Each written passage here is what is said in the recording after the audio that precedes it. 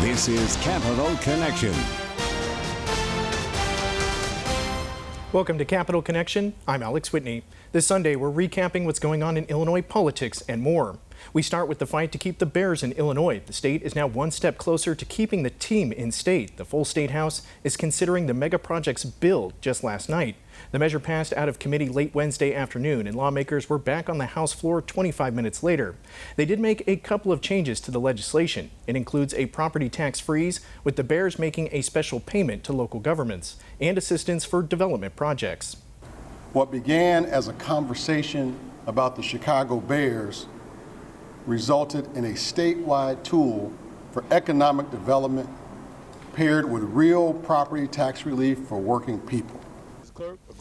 Next, the bill needs Senate approval and then the governor's signature. Governor Pritzker called the passage, quote, an important step.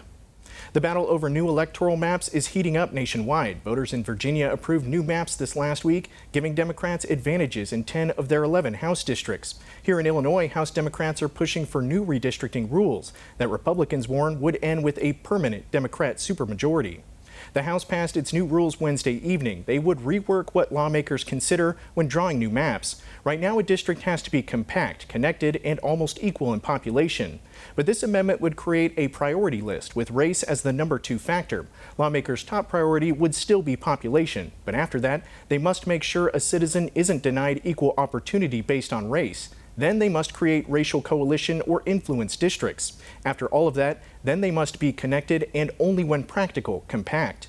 Republicans warn those changes would end with disenfranchised voters and would open up the state to legal challenges.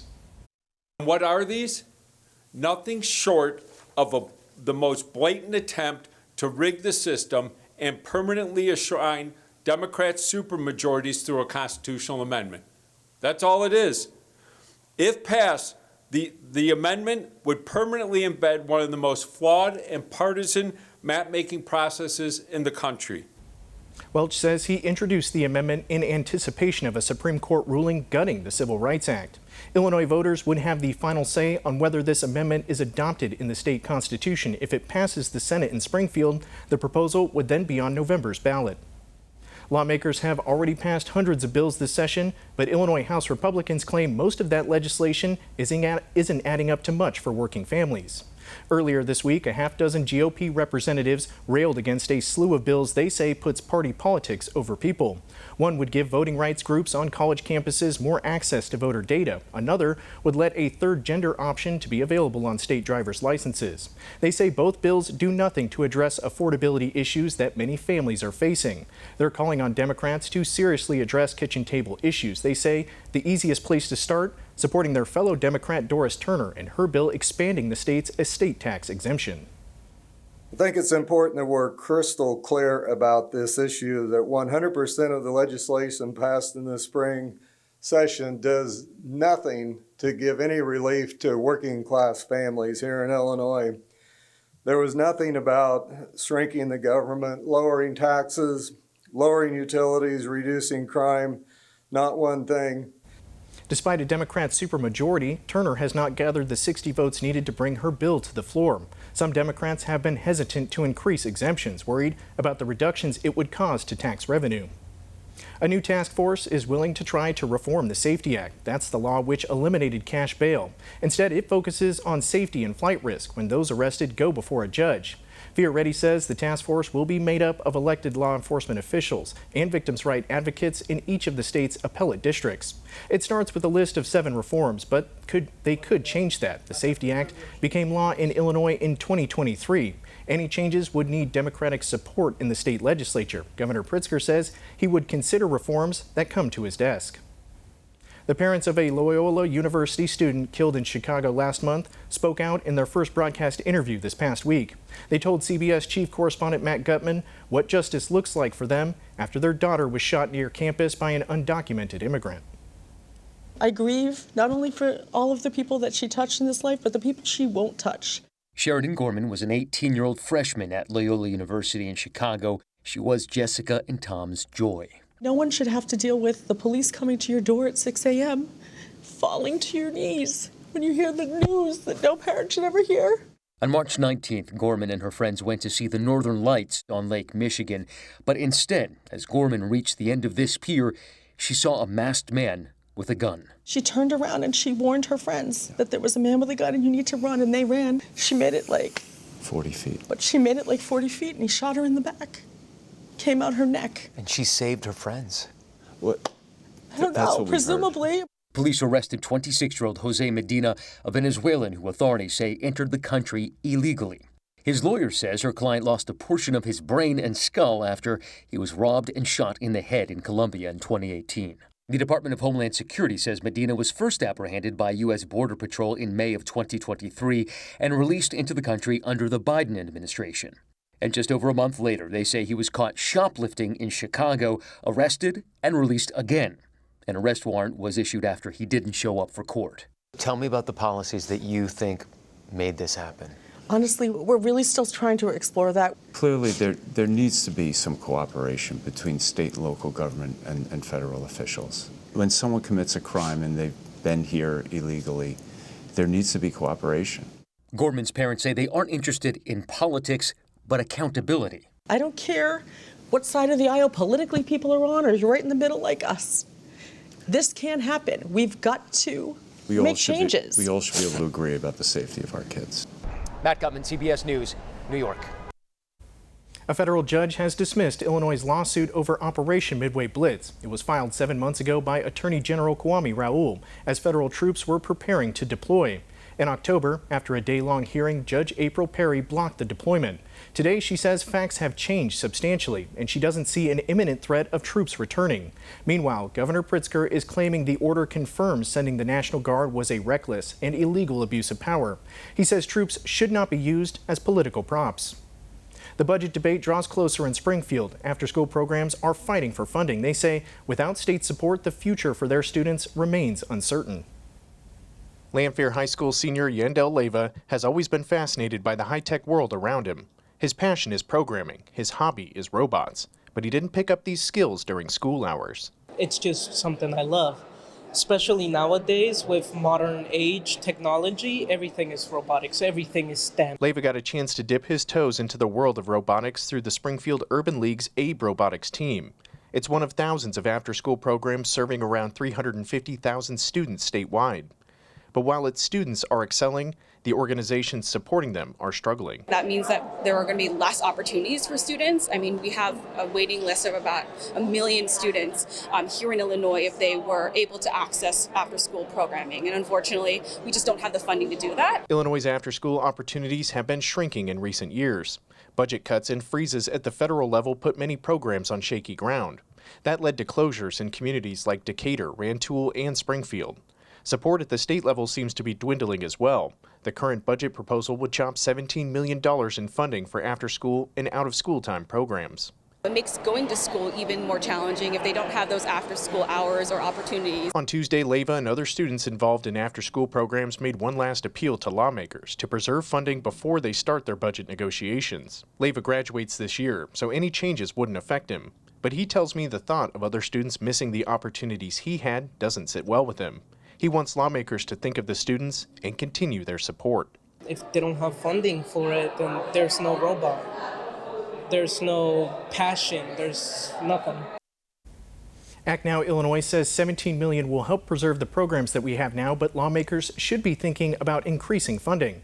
Legislation has been introduced that would add $7.5 million in funding support, but that will be a tough ask as lawmakers consider how to balance funding for schools, SNAP, and the Chicago Bears.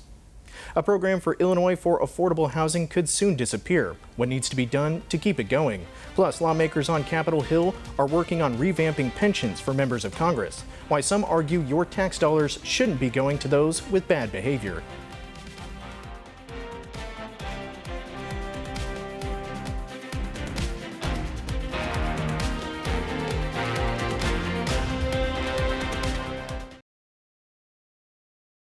From the Illinois State Capitol Rotunda, Alex Whitney is asking the tough questions.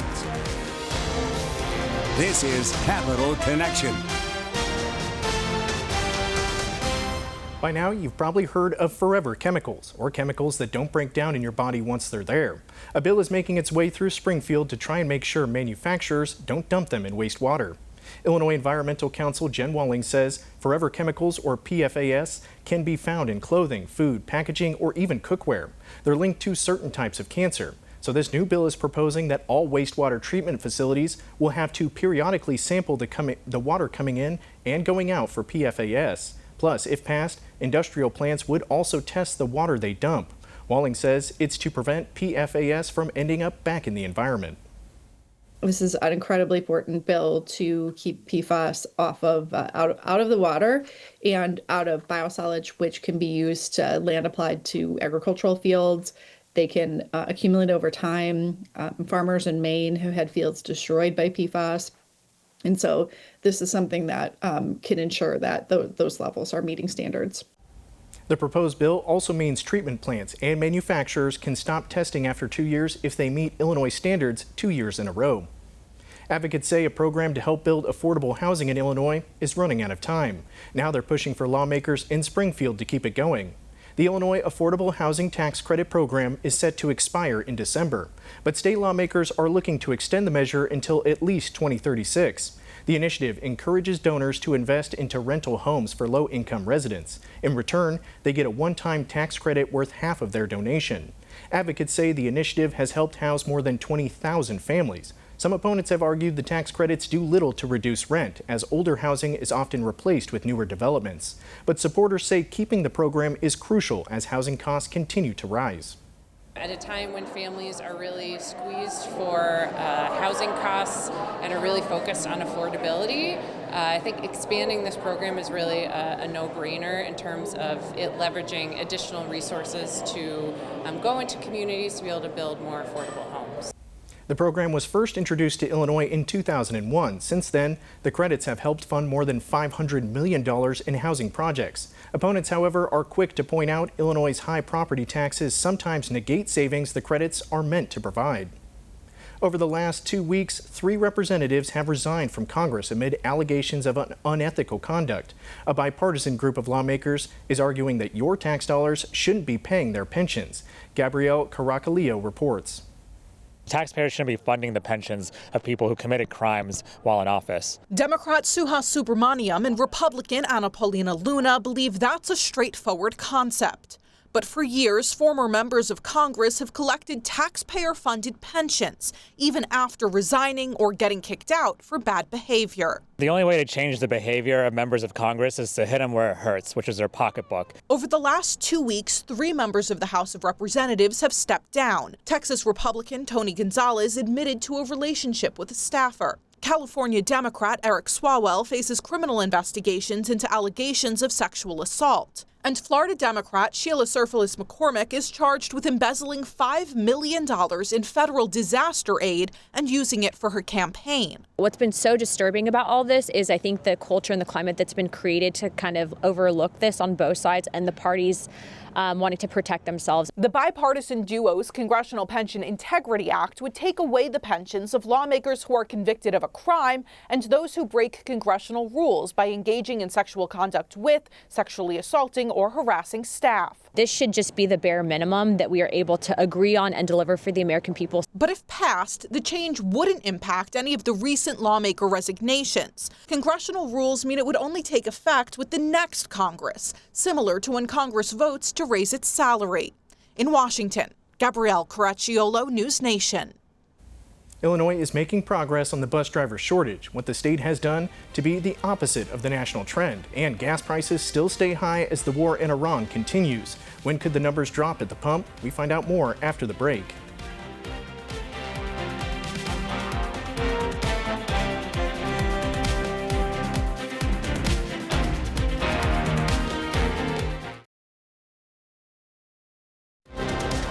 You're watching Capital Connection.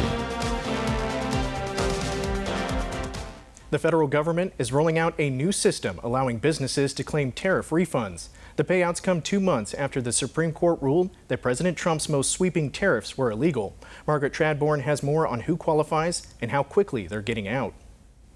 Weeks after waiting to hear if and how the federal government would refund tariffs struck down by the Supreme Court, businesses are finally getting answers. U.S. Customs and Border Protection launched a new online portal system Monday, allowing importers to apply for payouts. More than 300,000 importers brought in over 53 million shipments subject to the tariffs that the Supreme Court invalidated.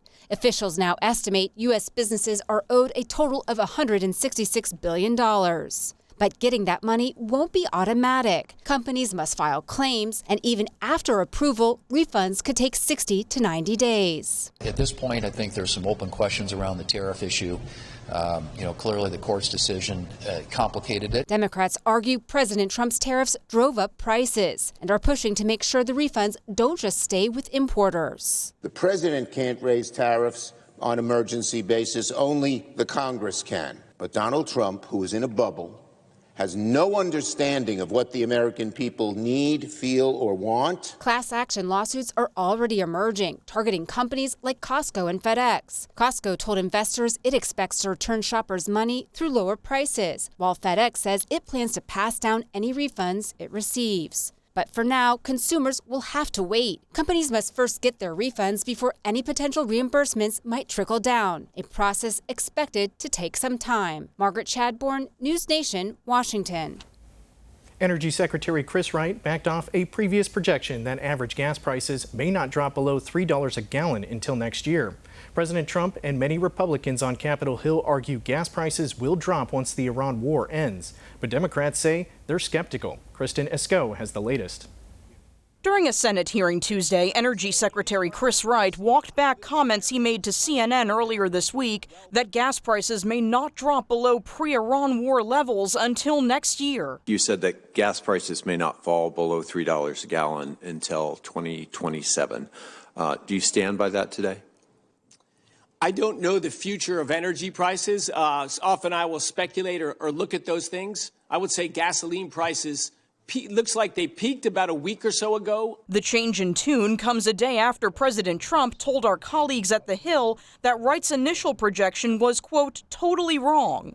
Wright insists the Trump administration has made progress to lower energy prices. They're still well lower than they were 4 years ago in the middle of the Biden administration. I want to stop you right there. There's nobody in the Northwest who thinks that. Democrats have been skeptical of claims made by the president and other members of his administration, insisting gas prices will come down as soon as the war ends. I think most people understand it's a short period of time. Once this is over with, the bottom will fall out of the oil. Several Republicans say their policies will lower costs. Energy prices aren't where any of us want them to be. But energy policy is moving in the right direction. And argue the pain at the pump is only temporary. Kristen Esco, News Nation, Washington. Illinois is making progress on its school bus driver shortage, bucking a national trend. First Student, the largest nationwide school transportation provider, collaborated with Secretary of State Alex Whitney. They lowered barriers to hiring, raised pay, and expanded training. Some districts, including the Chicago Public Schools, are still struggling. A nationwide survey led by the Associated Press revealed 80% of school administrators reporting bus driver shortages in their districts. Another change regarding how college students in Indiana can identify themselves when they go to the polls. Lawmakers passed a bill last year saying students at public Indiana colleges could not use their college ID at polling places. Instead, they'd have to have another form of state ID or a driver's license. An IU student sued, and last week a judge ruled in his favor and struck down the law. This past week, an appeals court reversed that decision, meaning the ban is in effect. More than 40,000 students could be impacted. It's a considerable number of people who might be denied the right to vote.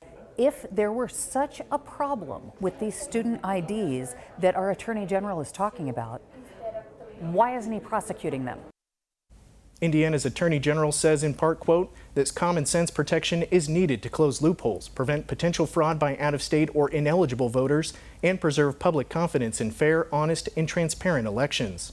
The primary is in 2 weeks on May 5th. Could some psychedelic drugs be used for mental health treatments? What veterans and lawmakers say is helping them. Coming up after the break.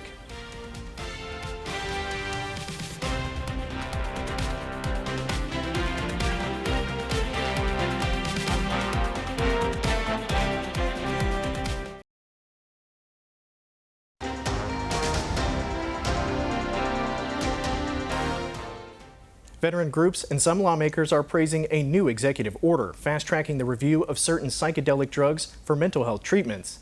Maddie Bierstein talked to people who hope this helps people with PTSD, traumatic brain disorders, and other conditions.